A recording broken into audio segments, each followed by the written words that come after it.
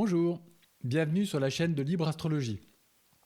Le sujet du jour est l'entrée d'Uranus dans le signe des Gémeaux. Ah, vous avez une impression de déjà-vu ? Bien entendu, parce que j'ai déjà traité ce sujet de l'entrée d'Uranus dans le signe des Gémeaux, dans une précédente vidéo. Au passage, je vous remercie chaleureusement de l'avoir suivi et d'avoir apporté tous les commentaires, questions qui ont été les vôtres sur ce sujet. Donc merci encore. Et comme je le disais dans cette précédente vidéo, justement, Uranus dans le signe des Gémeaux mérite plus qu'une seule vidéo. Non pas pour faire des vidéos, voyez-vous, et pour mettre du contenu sur sa chaîne YouTube, pas du tout.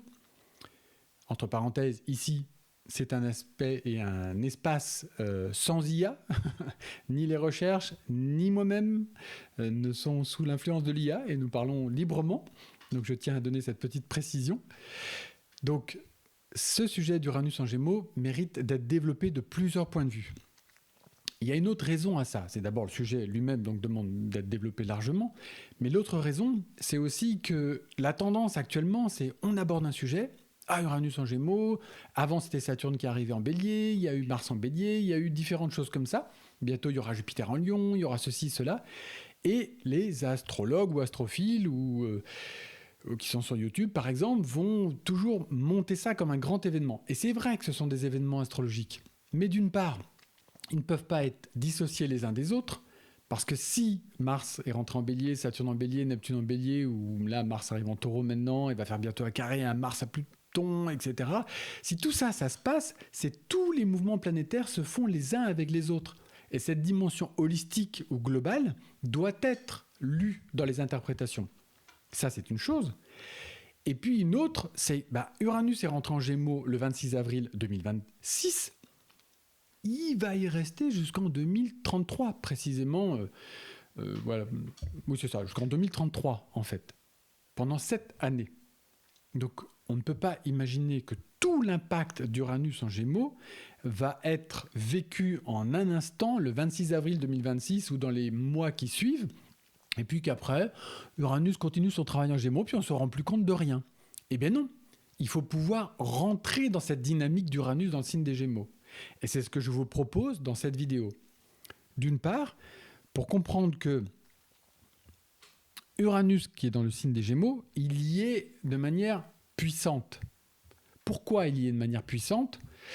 Parce qu'Uranus est l'octave supérieure, le maître ou l'inspirateur, la source, vous voyez ça comme vous voulez, de Mercure. Et Mercure, c'est qui ? C'est le maître du signe des Gémeaux. C'est aussi le maître de la Vierge, mais ce n'est pas le propos ici. Le propos, c'est que Mercure est le maître du signe des Gémeaux. Et il a comme modèle, inspirateur, guide, mentor, vous l'appelez comme vous voulez, Uranus. Donc quand Uranus arrive dans le signe de son élève, disciple ou apprenti, imaginez bien qu'il vient là pour le transformer du tout au tout. Il ne vient pas là juste pour passer, se promener et prendre des vacances dans le signe des Gémeaux. Il vient bien là pour le métamorphoser, pour le faire évoluer considérablement. En quoi il veut le faire évoluer considérablement ? Il veut le faire évoluer considérablement dans tous les domaines de Mercure. Le domaine des idées, le domaine du discernement, le domaine de la pensée, de la réflexion, des avis, des opinions, de la logique, mais aussi dans le domaine de la communication, dans le domaine de la transmission, du partage, des informations. Et Uranus voudrait que Mercure progresse à ce niveau-là. Or, ce qui se passe dans le monde actuellement est d'une catastrophe véritable, totale, puisque nous sommes en 2026 et, d'après certaines informations, vers les années 2000-2005, donc il y a environ 20 ans, 20-25 ans de cela, nous utilisions une certaine quantité de vocabulaire, une certaine quantité de mots. En 20 ans seulement, donc c'est à vue d'œil que ça se passe, l'être humain moyen, la moyenne fait que l'être humain utilise 300 mots de moins par jour. 300 mots de moins par jour. C'est comme si l'être humain quittait le signe des Gémeaux, n'utilisait plus les fonctions du Gémeaux, qui sont la communication, les idées, la parole, les mots. Les mots sont fondamentaux fondamentaux, sont essentiels dans le signe des Gémeaux. Gémeaux, j'ai des mots à dire, j'ai des mots à raconter, j'ai les mots pour parler, j'ai les mots pour exprimer qui je suis, j'ai les mots pour penser, j'ai les mots pour échanger, j'ai les mots pour me faire comprendre. Et si nous en avons 300 mots de moins dans notre vocabulaire quotidien, c'est une catastrophe. Ça veut dire que l'être humain ne s'exprime plus, ne communique plus, ou communique de manière raccourcie, fait des SMS au lieu de faire des phrases, fait des mails raccourcis sans vocabulaire, sans bien reçu, merci, top, au revoir. Enfin, et encore déjà, ça paraît long.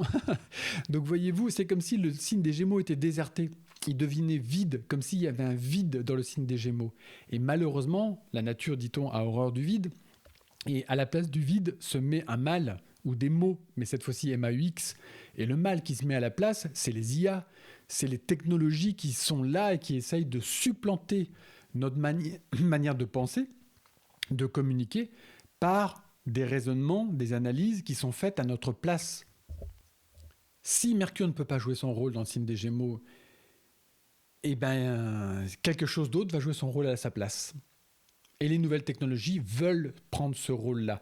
Pourquoi on utilise 300 mots de moins par jour ? Simplement parce que les gens passent leur temps sur la télécommunication. En magasin, au lieu d'aller avec un caissier ou une caissière faire passer leurs courses, par exemple, ils vont aller dans des machines automatiques. Et les machines automatiques, on ne peut pas parler avec. D'accord ? Un être humain, à une caisse, on peut au moins un minimum lui dire bonjour, au revoir, je vous remercie, et demander un renseignement, faire préciser quelque chose, et avoir de la courtoisie et utiliser des mots pour cela. Donc ça, c'était important de le dire, parce qu'Uranus en Gémeaux, il arrive pour que nous prenions conscience de ce genre de choses. Pas seulement cette anecdote des 300 mots que je viens de dire là, mais que nous prenions conscience de la manière dont on utilise notre pensée, notre vocabulaire, dont on utilise notre discernement, dont on communique les uns avec les autres. Et, plus fort que tout, ou au-delà de cela encore, est-ce que l'on cherche encore la vérité ? Et Uranus en Gémeaux ne veut que la vérité. Il veut que la vérité triomphe sur soi-même, au lieu de se mentir à soi-même sur qui on est, sur qui on n'est pas, ce qu'on voudrait être, ce qu'on rêve, ce qu'on fait semblant d'être, etc. Et puis toutes les gesticulations qui vont avec.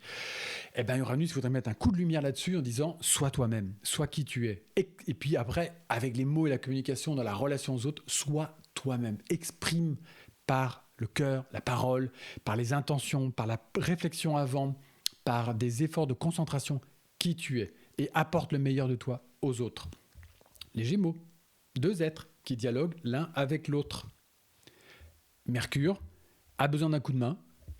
Uranus arrive et lui dit « j'ai des solutions ». Évidemment, certains pourraient profiter des belles énergies d'Uranus, les dévier et faire ce que j'ai cité tout à l'heure.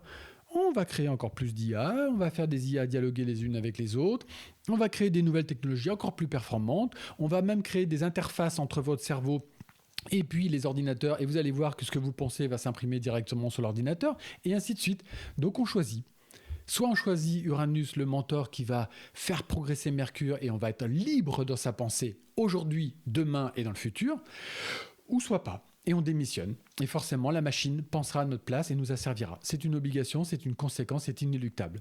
Mais c'est là que se situe le choix. Et le signe du choix, c'est les Gémeaux, ou les Gémeaux sont le signe du choix. Ça dépend comment on regarde le point de vue. Donc voilà, ceci étant dit, pourquoi je voulais revenir sur Uranus en Gémeaux ? Déjà pour ce que je viens de dire là, ça c'est sûr, mais aussi parce que quand Uranus va être dans le signe de Gémeaux, son long transit de 2026 à 2033, il va se passer plein de choses. Des planètes vont être en conjonction avec lui, d'autres vont faire des aspects, des carrés, des choses. Il va se passer tout un champ astrologique extraordinaire autour de ça.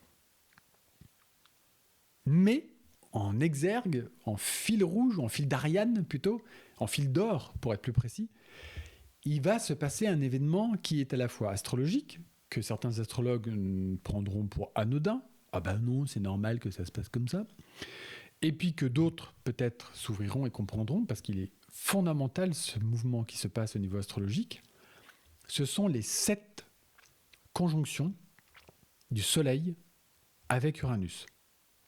Par 7 fois, de 2026, de mai 2026, du 22 mai, je regarde mes notes en même temps pour bien les redonner, mais du 22 mai 2026, pour la première fois, donc il y a peu, Uranus et le Soleil vont être par 7 fois conjoints, unis, fusionnés dans le signe des Gémeaux. Là, ce dont je vous parle, alors peut-être avant de vous le détailler, je vais vous donner les 7 dates précises. Le 22 mai 2026, le 27 mai 2027, le 30 mai 2028, le 4 juin 2029, le 9 juin 2030, le 14 juin 2031 et enfin le 18 juin 2032, le Soleil et Uranus formeront une conjonction dans le signe des Gémeaux. Il y en aura et il y en a 7. Ensuite, à partir du mois de mai 2033, de la fin du mois de mai 2033, Uranus passera en Cancer et c'est une autre histoire. Ces 7 rendez-vous majeurs sont 7 moments intenses. Pourquoi ?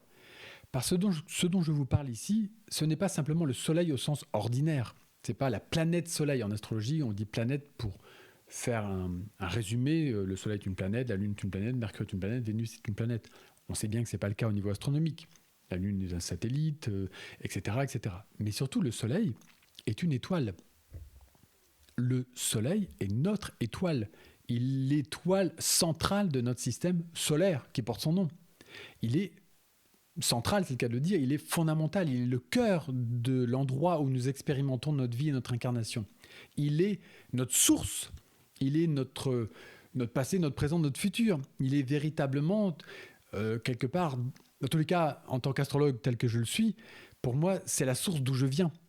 Et c'est celle qui est mon modèle d'évolution. Le Soleil est un modèle de lumière, de chaleur, de vie, de rayonnement, de générosité. Il éclaire tout le monde de la même manière.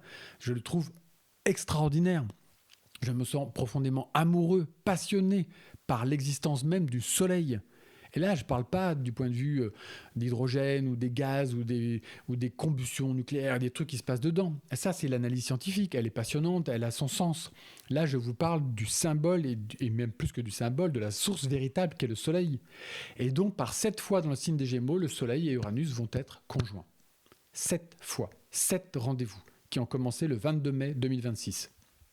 Mais ces 7 rendez-vous, qu'est-ce qu'ils ont en commun ou qu'est-ce qu'ils demandent de vivre ?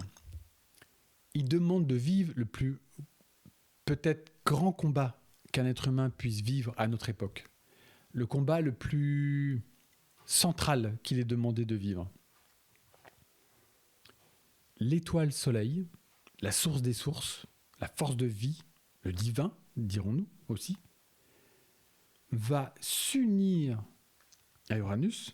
Vous imaginez même le symbole d'Uranus, le cercle, et on pourrait même l'imaginer avec un point au centre. Comme ça, on aurait à la fois l'association du Soleil-cercle avec son point au centre et Uranus qui se déploie, comme une sorte d'arbre, comme une sorte de force de vie, comme un être qui se tient dans une splendeur, dans un rayonnement. Donc c'est un très beau symbole qui est un peu le symbole de cette conjonction-là. Et bien, cette conjonction-là sont 7 rendez-vous pour la vérité. 7 rendez-vous pour que la vérité gagne sur le mensonge. On pourrait imaginer que dans ces 7 conjonctions, il y avait une force d'armée noire, négative, sombre, fuligineuse, qui est celle du mensonge, de l'approximation, des contre-vérités, des erreurs, des dissimulations, des manipulations. Tout ça, c'est le monde du mensonge, de mentir. Et ça ne gêne même plus les êtres qui participent à cette force-là, que mentir devient normal, devient la norme. Normal, la norme du mal. Et Soleil conjoint Uranus, c'est comme si par 7 fois, il y avait une sorte de combat, d'enjeu, en disant la vérité est possible, la vérité triomphe, la vérité amène la liberté telle qu'il est dit dans les évangiles, la vérité amène la vie, la vérité amène un nombre de libérations, un nombre d'affranchissements, une intégrité, une dignité, une certitude, une confiance, une foi amène une vie versus en opposition aux forces du mensonge qui amènent que la mort, l'asservissement, l'esclavage, tel qu'on l'avait décrit dans 1984 magistralement par Orwell ou bien Aldous Huxley aussi dans Le meilleur des mondes ou Le retour des meilleurs des mondes. En fait, ces êtres-là et de très nombreux êtres d'autres êtres ou auteurs ont prévenu que ces forces du mensonge, autoritarisme, manipulateur et esclavagiste allaient essayer de gagner. Et en fait, ce combat, il se passe maintenant avec ces 7 conjonctions du Soleil conjoint donc à Uranus dans le signe des Gémeaux, aux 7 dates que je passe là. C'est pas les 7 jours-là, c'est pas le 22 mai 2026 précisément, puis je vous ai dit le 27 mai 2027 à 6h15 du matin, etc. Ce sont en fait comme dans les grands films, on voit des épopées où il y a une armée de l'ombre contre une armée de la lumière. Ce sont 7 rendez-vous comme ça de combat l'un contre l'autre. Et c'est fondamental de comprendre ça parce que nous sommes, chacun de vous, moi, vous, chacun de nous sommes concernés parce qu'on a 7 fois le choix, on a 7 fois la possibilité de choisir la vérité ou de se laisser aller dans le mensonge. 7 fois on peut choisir la vérité par rapport à soi-même, d'être se regarder en face, de savoir ce qui est en transformé en soi, d'être honnête par rapport à ça, d'avoir un regard absolument lucide, d'être une force de lumière sur soi-même, d'appliquer la lumière sur soi pour voir ce qui est à transformer honnêtement, pas les faux semblants, pas les petits changements, mais voir ce qui est vraiment tel qu'on est, en fait, c'est une question d'authenticité aussi, de vérité donc. Et en même temps de braquer cette force de vérité-lumière sur le monde et de voir à quel point le monde est une gigantesque manipulation, comme une matrice superposée à notre regard, pour faire référence au film extraordinaire de Matrix, qui peut être du coup à voir et à revoir, parce qu'il raconte ça quelque part. Il raconte un être qui a été sorti de la matrice grâce à un mentor, comme Chiron peut être un mentor. Je vous renvoie à une vidéo que j'ai faite sur ce sujet. Et ce mentor-là, Morpheus, extrait un être de la matrice et lui dit « Est-ce que tu veux la voir en face ? Pilule rouge, pilule bleue, vous savez, comme dans le film. » Et ce qui a été prophétisé presque dans ce film-là, va être à traverser durant les 7 rendez-vous des 7 conjonctions du Soleil à Uranus, qui se passent maintenant de 2026 jusqu'à 2033. Profitons de ce sujet pour faire une petite parenthèse et un éclaircissement astrologique. A contrario de ce qui se passe sur Internet, et chez différents astrologues ou astrophiles, peu importe, il est impossible d'étudier Uranus en Gémeaux signe par signe. Il est impossible d'étudier l'impact d'Uranus en Gémeaux signe par signe. C'est une erreur, vais-je dire gentiment, mais plus profondément que ça, c'est une forme de mensonge, parce qu'en fait, les astrologues ou les personnes qui font ça disent « Ah alors, si Uranus est en Gémeaux et que vous êtes Bélier, vous allez le vivre comme ça. Si Uranus est en Gémeaux et que vous êtes Balance, vous allez alors vivre, ça va vous apporter ceci, cela. Oh là là, si Uranus est en Gémeaux et que vous êtes Sagittaire, alors là, c'est en face, ça va vous créer des oppositions, ça va vous créer ceci, cela dans votre vie. » C'est impossible de faire ça. Et ce n'est pas respectueux de l'astrologie.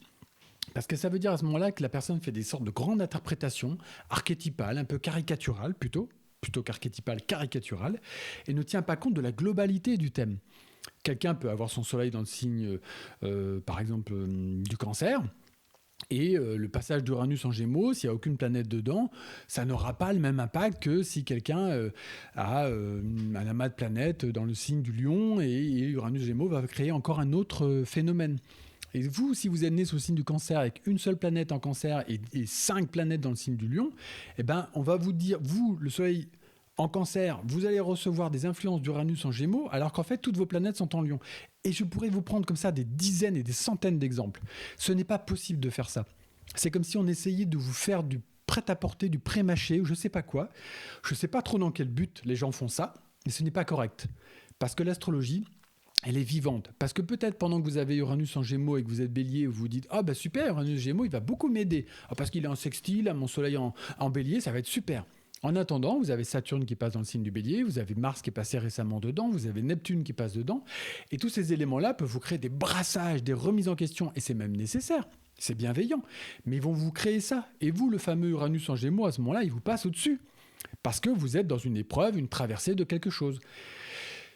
Voilà, ça c'est un peu mon coup de sang, et je pourrais encore le développer, mais en fait, cette manière de pratiquer n'est pas respectueuse de votre unicité, de votre intégrité. Un thème natal, c'est sacré.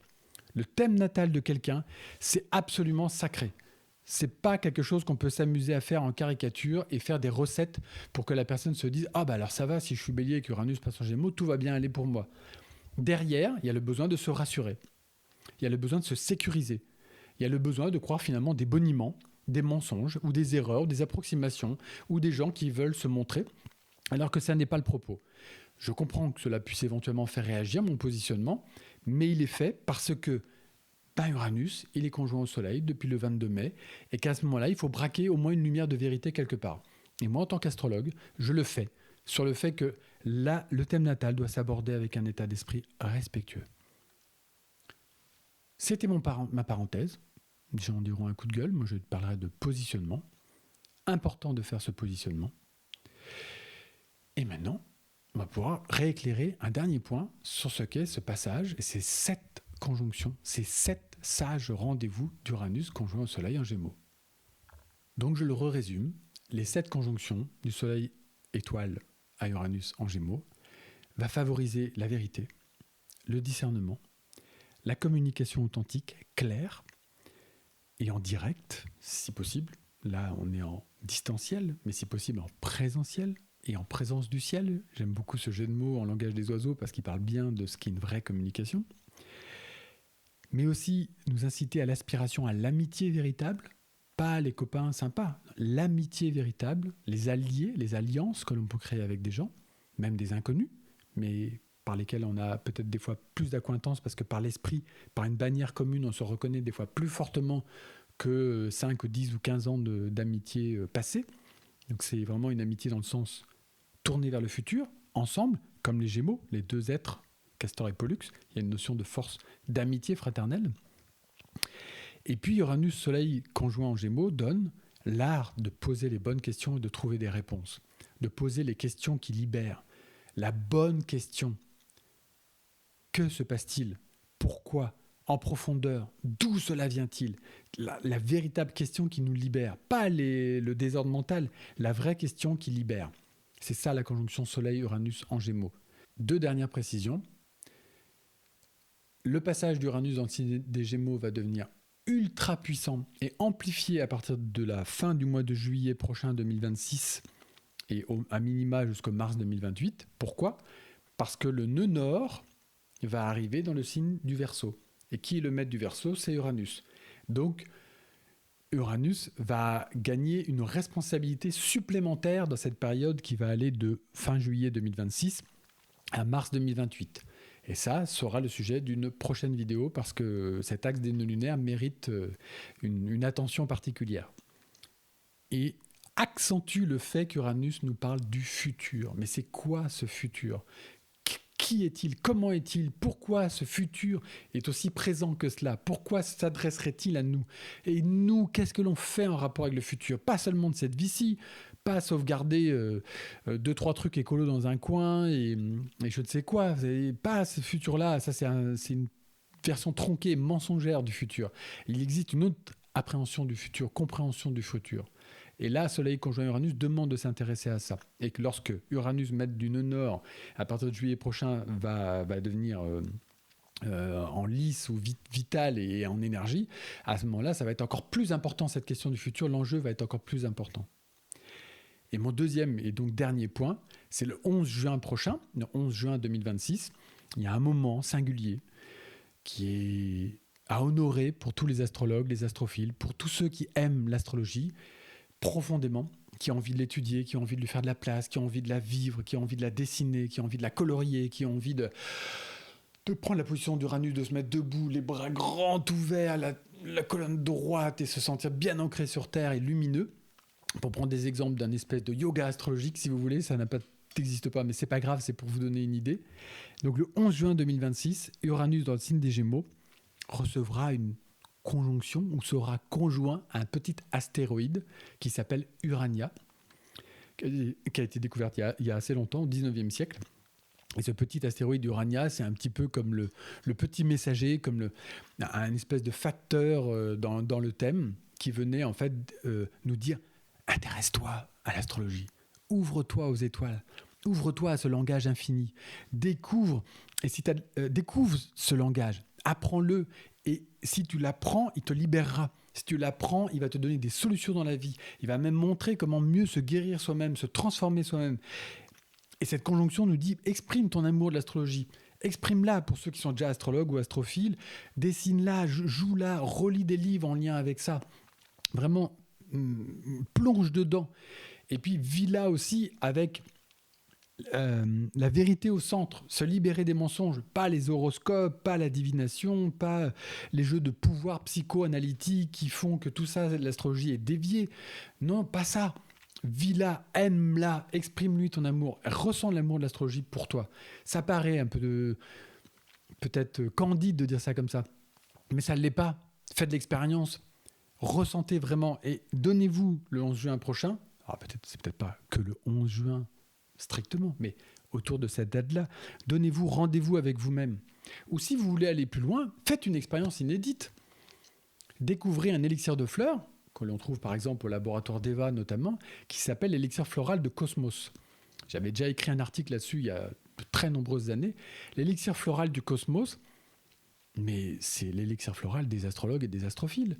Toute personne qui étudie l'astrologie, qui aime l'astrologie, qui voudrait parler d'astrologie, devrait de temps en temps expérimenter cet élixir floral afin de l'aider dans sa compréhension et dans son lien et dans son lien avec l'astrologie.